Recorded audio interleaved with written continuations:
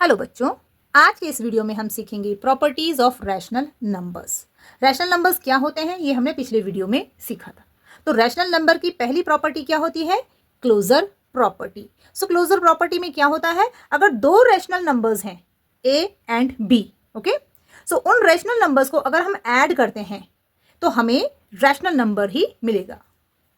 So A plus B is equal to rational number. Okay, अभी हम इसे example से समझेंगे। अगर दो रैशनल नंबर को सब्ट्रैक्ट किया जाए तब भी हमें एक रैशनल नंबर मिलता है। ओके, दो रैशनल नंबर को अगर मल्टीप्लाई किया जाए तब भी हमें एक रैशनल नंबर मिलता है, और दो रैशनल नंबर्स को अगर डिवाइड किया जाए तो हमेशा हमें रैशनल नंबर नहीं मिलता है। एक कंडीशन में वो रैशनल नंबर नहीं होता है। तो कौन सी कंडीशन होती है वो हम एग्जाम्पल से समझेंगे। तो पहले ये समझ लेते हैं, हम मान लेते हैं कि ए 1 है और बी 2 है। तो a plus b means 1 plus 2, हमें क्या मिलेगा? 3। तो 3 एक रैशनल नंबर है। रैशनल नंबर हम इसे ऐसे लिख सकते हैं 3/1। तो ये आ गया p बाई क्यू की फॉर्म में, is equal to p by q, और यहां पर q 0 नहीं है। यही थी रैशनल नंबर की डेफिनेशन कि हम उस नंबर को p बाई क्यू की फॉर्म में लिखें और q 0 ना हो। तो यहां पर q 1 है मीन्स 0 नहीं है। तो इस तरह से दो रैशनल नंबर्स को ऐड करेंगे तो जो भी नंबर हमें मिलेगा वो एक रैशनल नंबर होगा। ओके, अगर हम सब्ट्रैक्ट करें, जैसे a इज इक्वल टू 1 है, b इज इक्वल टू 2 है, तो हम 1 में से 2 को सब्ट्रैक्ट करेंगे। तो 1 में से 2 सब्ट्रैक्ट करेंगे तो क्या आएगा? -1। ओके, 2 में से 1 को सब्ट्रैक्ट करेंगे 1 आएगा, और बड़ा नंबर ये है तो माइनस आ जाएगा, इसलिए हो जाएगा -1। और -1 के डिनोमिनेटर में 1 लिखेंगे तो ये p बाई क्यू की फॉर्म में आ जाएगा, और ये भी बन जाएगा एक रैशनल नंबर। सो रैशनल नंबर्स को सब्ट्रैक्ट करने पर भी हमें एक रैशनल नंबर मिलता है। अब a और b को अगर हम मल्टीप्लाई करें, जैसे 1 और 2 है, तो हमने किया 1 मल्टीप्लाई बाय 2, दोनों रैशनल नंबर को मल्टीप्लाई किया तो 2 1s आर 2, तो ये भी एक रैशनल नंबर है। ओके, अब यहां पर देखते हैं, एक रैशनल नंबर को दूसरे रैशनल नंबर से हम अगर डिवाइड करते हैं तो हमें एक रैशनल नंबर मिलेगा, लेकिन सब कंडीशन में ऐसा नहीं होता है। ओके, अगर हम यहां पर करें तो ये हो जाएगा 1 डिवाइडेड बाय 2, और इसे हम ऐसे लिख सकते हैं 1/2। तो ये p बाई क्यू की फॉर्म में है, तो ये एक रैशनल नंबर है। लेकिन अगर b 0 हो, क्योंकि 0 भी तो एक रैशनल नंबर है, तो हम ले लेते हैं a इज इक्वल टू 1। आप कोई भी रैशनल नंबर यहाँ पर ले सकते हैं a की वैल्यू में। ओके, और b को ले लेते हैं हम 0, क्योंकि आप जानते हैं 0 एक रैशनल नंबर होता है। 0 के डिनोमिनेटर में 1 लिखेंगे तो ये p बाई क्यू की फॉर्म में आ जाएगा, और इस तरह से ये रैशनल नंबर हो जाएगा। तो a अगर 1 है और b 0 है, और अब हम इन्हें डिवाइड करें तो ये क्या हो जाएगा? 1 डिवाइडेड बाय 0, और इस तरह से ये बन जाएगा 1/0। तो यहां पर आप देखेंगे p बाई क्यू की फॉर्म में, इसे हमने लिखा p बाई क्यू की फॉर्म में, तो यहां पर q इज इक्वल टू 0 हो गया, और रैशनल नंबर की डेफिनेशन में था कि q 0 नहीं होना चाहिए। तो ऐसी कंडीशन में अगर b 0 हो तो तब दो रैशनल नंबर का डिवीजन रैशनल नंबर नहीं होता है। तो ये प्रॉपर्टीज की बात हो रही है।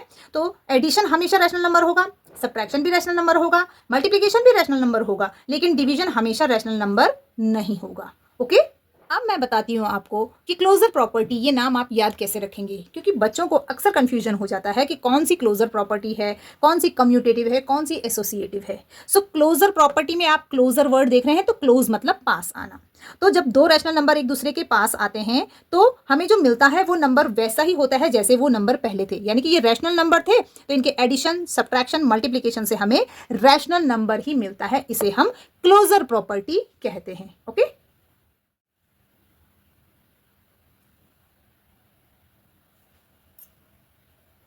सेकेंड प्रॉपर्टी है कम्यूटेटिव प्रॉपर्टी। सो यहां पर अगर दो रैशनल नंबर हैं a एंड b, तो a plus B is equal to b plus a। Means अगर दो रैशनल नंबर्स के एडिशन में प्लेसेस को चेंज कर दिया जाए तो उनके आंसर में कोई चेंज नहीं आता, वैल्यू सेम रहती है। ओके, चलिए एग्जांपल से समझते हैं। जैसे हम ले लेते हैं a is equal to 2 and b is equal to 3। तो अगर हम इन दोनों को ऐड करेंगे a प्लस बी, 2 प्लस 3, तो 2 प्लस 3 करने से क्या आता है? 5। अब यहां पर है b प्लस a, तो b plus a means 3 plus 2, तो 3 प्लस 2 से भी हमें क्या मिलता है? 5। तो आंसर में कोई चेंज नहीं आया। इसका मतलब दो रैशनल नंबर के अगर हम प्लेसेस चेंज कर दें एडिशन में तो उनके आंसर में कोई चेंज नहीं आता है, इसे हम कम्यूटेटिव प्रॉपर्टी कहते हैं। ऐसा ही मल्टीप्लिकेशन में भी होता है, a multiply by b is equal to b multiply by a, इसमें भी आंसर चेंज नहीं होता है। जैसे कि 2 multiply by 3 is equal to 2 3 जार 6 और 3 multiply by 2 is equal to 6, तो आंसर चेंज नहीं आया मल्टीप्लिकेशन में। लेकिन सब्ट्रैक्शन और डिवीजन में कम्यूटेटिव प्रॉपर्टी एप्लीकेबल नहीं होती है। चलिए इसे समझते हैं। जैसे a इज इक्वल टू हमने लिया 2 और b लिया था 3, ओके, तो a minus b means 2 minus 3, तो 2 माइनस 3 इज इक्वल टू -1, 3 में से 2 गया 1 बचा और बड़ा नंबर 3 है तो इसका साइन आएगा -1 आया। अब हम इसकी जगह बदल देते हैं b माइनस a, तो b क्या था 3, 3 माइनस 2 करेंगे तो 3 में से 2 सब्ट्रैक्ट होंगे तो 1 आएगा और इसका साइन पॉजिटिव होगा। तो यहाँ पर आप देखेंगे कि a माइनस b -1 आया और b माइनस a 1 आया, तो दोनों ही डिफरेंट हैं। इसलिए जो कम्यूटेटिव प्रॉपर्टी होती है वो सब्ट्रैक्शन में एप्लीकेबल नहीं होती। अब डिवीजन में चेक करते हैं, a इज इक्वल टू 2 था तो हम लिखेंगे 2 डिवाइडेड बाय 3, तो 2 डिवाइडेड बाय 3 को हम ऐसे लिख सकते हैं, डिवीजन को हम एज अ फ्रैक्शन 2/3 लिखेंगे, ओके। तो ये रैशनल नंबर बन गया p बाई क्यू, ओके। यहाँ पर p इज इक्वल टू 2 हो गया और q इज इक्वल टू 3, तो ये रैशनल नंबर है क्योंकि q 0 नहीं है, लेकिन इसकी वैल्यू क्या है 2/3। लेकिन अगर हम इसे ऐसे करें b divided by a, b क्या था 3, 3 divided by 2 is equal to हम क्या लिखेंगे इसे 3/2, इस तरह से, ओके। ये न्यूमरेटर बनेगा, ये डिनोमिनेटर। तो आप यहाँ पर देखेंगे कि दोनों रैशनल नंबर की जो वैल्यू है डिफरेंट है। जब हमने a को b से डिवाइड किया तब आया 2/3 और जब हमने b को a से डिवाइड किया तब आया 3/2, ओके। दोनों ही रैशनल नंबर डिफरेंट है। यहाँ पर p की वैल्यू 3 है, यहाँ पर p की वैल्यू 2 है, यहाँ पर q की वैल्यू 3 है और यहाँ पर q की वैल्यू 2 है। सो डिवीजन में भी कम्यूटेटिव प्रॉपर्टी एप्लीकेबल नहीं होती है, ओके। अब कम्यूटेटिव प्रॉपर्टी का नाम कैसे याद रखेंगे? देखिए यहाँ पर दो रैशनल नंबर्स थे a एंड b। अब कम्यूटेटिव में कम्यूटेटिव वर्ड है तो हम यहाँ से कम ले लेते हैं, तो मीन्स दोनों रैशनल नंबर एक दूसरे से कहते हैं come to my place, means दोनों एक दूसरे की जगह बदल देते हैं। और जगह बदलने से क्या होता है, उनके आंसर में कोई वैल्यू चेंज नहीं होती है, सिर्फ एडिशन में एंड मल्टीप्लीकेशन में, ओके। क्योंकि कम्यूटेटिव प्रॉपर्टी एडिशन और मल्टीप्लीकेशन में ही एप्लीकेबल है, सब्ट्रैक्शन और डिवीजन में नहीं, ओके। नेक्स्ट है एसोसिएटिव प्रॉपर्टी। एसोसिएटिव प्रॉपर्टी को ग्रुपिंग प्रॉपर्टी भी कहते हैं। सो इसमें क्या होता है, तीन रैशनल नंबर्स को अगर हम ऐड करते हैं किस तरह से, ग्रुप्स बनाकर। जैसे कि पहले हमने किया a प्लस बी प्लस सी था तो a प्लस बी का ग्रुप बनाया, मीन्स पहले a और b को ऐड किया और उसमें c को बाद में ऐड किया, तो जो भी आंसर आएगा वो किसके इक्वल होगा, यहाँ पर हम ग्रुपिंग करेंगे b और c की, मीन्स पहले b और c को ऐड करेंगे और बाद में उसमें a को ऐड करेंगे, तो वही आंसर आएगा जो इनको ऐड करने से आया, ओके। और ऐसा ही सेम मल्टीप्लिकेशन में भी होता है, a प्लस बी का ग्रुपिंग, पहले इन दोनों को ग्रुप बनाया और c को बाद में मल्टीप्लाई किया और इसमें हमने b और c का ग्रुप बनाया, यानी कि इन दोनों को मल्टीप्लाई किया और बाद में इसे मल्टीप्लाई किया a से, तो इससे आंसर में कोई चेंज नहीं आएगा, ओके। सब्ट्रैक्शन और डिवीजन में एसोसिएटिव प्रॉपर्टी एप्लीकेबल नहीं होती है। सो इसे हम एग्जांपल से समझते हैं। हम ले लेते हैं a is equal to 1, b is equal to 2 and c is equal to 3। तो यहाँ पर क्या था, a और b को पहले ऐड करेंगे, तो a plus b means 1 plus 2, इसे हम ऐड करेंगे और बाद में c यानी कि 3 को ऐड करेंगे, तो 1 plus 2 is equal to 3 and plus 3 is equal to 6। तो यहां से आंसर आया 6। अब हम ये वैल्यूज यहां पुट करेंगे, a यानी कि 1 plus b plus c means 2 plus 3, 2 plus 3। तो पहले हम इन दोनों को ऐड करेंगे, 3 प्लस 2 इज इक्वल टू 5 और प्लस 1, ओके।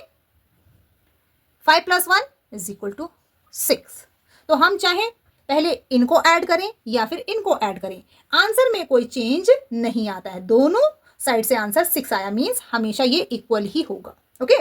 सो इसे ग्रुपिंग प्रॉपर्टी भी कहते हैं कि हम किसी का भी ग्रुप बना लें और फिर एडिशन करें तो आंसर में कोई चेंज नहीं आएगा। ऐसा ही मल्टीप्लीकेशन में भी होता है, ओके।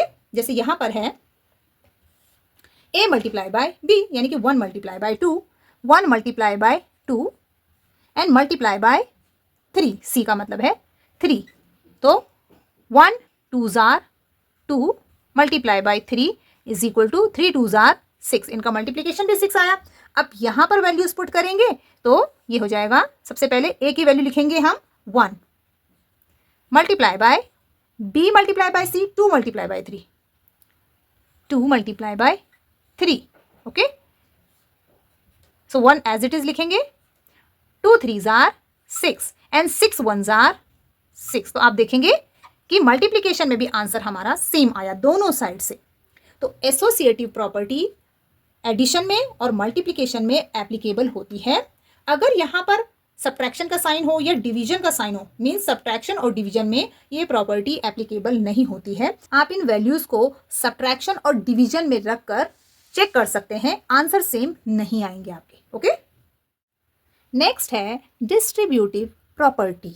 सो अगर 3 रैशनल नंबर्स इस तरह से हों, a multiply by b plus c, means bracket के अंदर 2 या 2 से ज़्यादा, यहाँ पर 2 है, इससे ज़्यादा भी हो सकते हैं, रैशनल नंबर्स ऐड हो रहे हों और एक दूसरा रैशनल नंबर ब्रैकेट के बाहर उनके साथ मल्टीप्लाई के रिलेशन में हो, तो इस तरह से जो रैशनल नंबर बाहर होता है मल्टीप्लाई में, वो ब्रैकेट के अंदर आने वाले सभी रैशनल नंबर के साथ में डिस्ट्रीब्यूट हो जाता है। तो यहाँ पर देखिए a multiply by b plus c था, तो ये a b को मिला, a मल्टीप्लाई बाय b, और ये a c को भी मिला, बीच में प्लस का साइन था तो प्लस आया, और a मल्टीप्लाई बाय c। अगर एक और रैशनल नंबर होता तो वो भी इसी तरह से a उनके साथ भी डिस्ट्रीब्यूट हो जाता, ओके। तो यही सब्ट्रैक्शन में भी होता है, a multiply by b is equal to b minus c। तो यहाँ पर भी a multiply by b, minus का साइन था तो माइनस आया, a multiply by c। So यहाँ पर a जो मल्टीप्लाई में है, ब्रैकेट के बाहर है, वो ब्रैकेट के अंदर आने वाले सभी रैशनल नंबर के साथ में डिस्ट्रीब्यूट हो जाता है। सो इसे याद रखना तो बहुत आसान है। डिस्ट्रीब्यूटिव प्रॉपर्टी मीन्स जो बाहर है उसे सभी के साथ डिस्ट्रीब्यूट होना है, मीन्स बट जाना है, ओके। सो बच्चों, इस वीडियो में इतना ही। अगर वीडियो आपको इन्फॉर्मेटिव लगा हो तो इसे लाइक और शेयर ज़रूर करें और मेरे चैनल को सब्सक्राइब करें। Thank you.